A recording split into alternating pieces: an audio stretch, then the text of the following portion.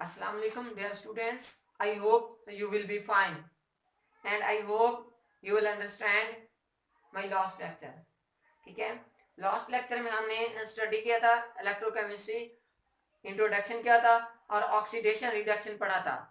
Dear students, आज हमारा वही टॉपिक ऑक्सीडेशन एंड रिडक्शन, लेकिन दो चीजें चेंज हो गई हैं. ठीक है, लास्ट लेक्चर में हमने स्टडी किया था कि लॉस या गेन ऑफ ऑक्सीजन और हाइड्रोजन, उसकी बेस पर हम ऑक्सीडेशन रिडक्शन रिएक्शंस की डेफिनेशंस करते थे. लेकिन कुछ ऐसे रिएक्शंस भी होते हैं जिनमें ना तो ऑक्सीजन होती है और ना हाइड्रोजन होती है, तो हम उनको कैसे वेरीफाई करेंगे कि ये ऑक्सीडेशन रिएक्शन है या रिडक्शन रिएक्शन है या रिडॉक्स रिएक्शन है. तो डियर स्टूडेंट्स, अब हम समझते हैं oxidation, loss of electron from an atom और आयन. किसी एटम या आयन में से इलेक्ट्रॉन्स का निकल जाना, इलेक्ट्रॉन्स का अखराज, उसे कहते हैं ऑक्सीडेशन. फॉर एग्जांपल, आपके पास पैसे थे 1000, तो आपने 200 किसी को दे दिया तो आपके पास बचेंगे 800. ठीक है, तो जो 200 आपने दिए हैं वो आपने लॉस कर दिए, किसी को दे दिए हैं, तो अब आपके पास 800 बाकी रहेंगे. तो अब देखें, Zn जिंक है, इस जिंक में से 2 पॉजिटिव चार्ज आ गया और 2 इलेक्ट्रॉन लॉस हो गए. डियर स्टूडेंट्स, जितने इलेक्ट्रॉन किसी एटम या आयन में से निकलेंगे तो उसके ऊपर उतने पॉजिटिव चार्ज आएंगे. ठीक है, तो देखें आयरन Fe, इसके ऊपर ऑलरेडी 2 पॉजिटिव चार्ज है, मीन के इसके अंदर ऑलरेडी 2 इलेक्ट्रॉन्स कम है. तो उसके बाद जब एक इलेक्ट्रॉन उसने लॉस कर दिया तो इसके पास कितने की कमी होगी? 3 इलेक्ट्रॉन्स की कमी होगी. 2 की तो इसके अंदर पहले मौजूद है, लेकिन उसने 3 लॉस किया तो इसके ऊपर 3 पॉजिटिव चार्ज आ गया और एक इलेक्ट्रॉन लॉस हो गया.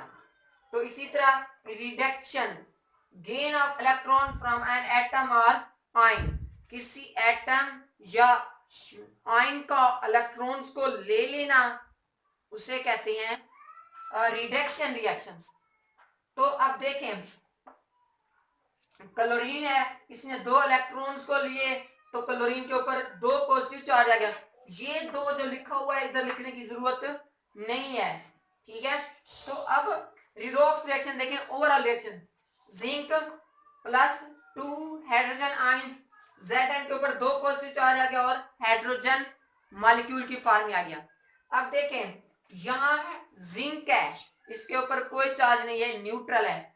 जब ये 2 इलेक्ट्रॉन को लॉस करेगा, ठीक है, तो इसके ऊपर 2 पॉजिटिव चार्ज आ जाएगा.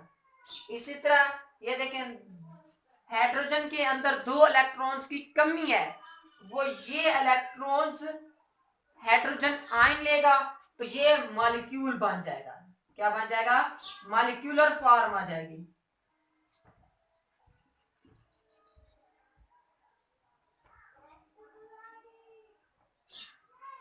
अब इसके साथ एक और एग्जांपल को डिस्कस करते हैं. सोडियम है, ठीक है, जब ये एक इलेक्ट्रॉन को लॉस करेगा तो इसके ऊपर एक पॉजिटिव चार्ज आएगा. इस तरह क्लोरीन है, जब एक इलेक्ट्रॉन लेगा, ठीक है, उसके ऊपर एक नेगेटिव चार्ज आएगा. तो both electron attracts each other. देखें, ये असूल है, पॉजिटिव और नेगेटिव चार्जेस एक दूसरे को अट्रैक्ट करती हैं, तो ये एक दूसरे को अट्रैक्ट करेंगे. उसके बाद तो ये जब आपस में अट्रैक्ट करेंगे तो सोडियम क्लोराइड बना देंगे. देखें, सोडियम क्लोरीन, सोडियम के ऊपर पॉजिटिव चार्ज, क्लोरीन के ऊपर नेगेटिव चार्ज, या फिर ये मॉलिक्यूल बन गया है, NaCl, एक कंपाउंड बन गया है. ठीक है, बैलेंस इक्वेशन अगर देखें तो ये जो क्लोरीन है ना, ये नोबल गैस है. ठीक है, तो ये एक मोनोएटॉमिक मॉलिक्यूल में नहीं रहेगी बल्कि डाई एटॉमिक में रहेगी, कि 2 मॉलिक्यूल इसके इकट्ठे रहेंगे फिर ये एग्जिस्ट करेगी, माहौल में रहेगी, वरना ये नहीं रहेगी, एग्जिस्ट ही नहीं करेगी. ठीक है, तो अब बैलेंस केमिकल इक्वेशन देखें तो सोडियम 2Na प्लस क्लोरीन के मॉलिक्यूलर फॉर्म है.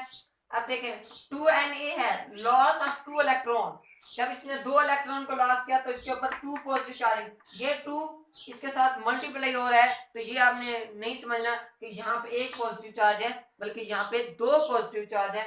इसके अलावा यहाँ पे क्लोरीन मॉलिक्यूलर फॉर्म है, जब ये 2 इलेक्ट्रॉन्स को लेगा तो इसके ऊपर 2 नेगेटिव चार्ज आएगा, ये 2 इसके साथ मल्टीप्लाई हो रहा है, तो अब ये एक न्यूट्रल कंपाउंड बन जाएगा 2NaCl। तो ये ऑक्सीडेशन और रिडक्शन रिएक्शन हुआ, ठीक है। कोई लॉस कर रहा है तो कोई गेन कर रहा है, या कोई लॉस भी करता है और गेन भी करता है, यानी कि वो न्यूट्रल रह जाता है।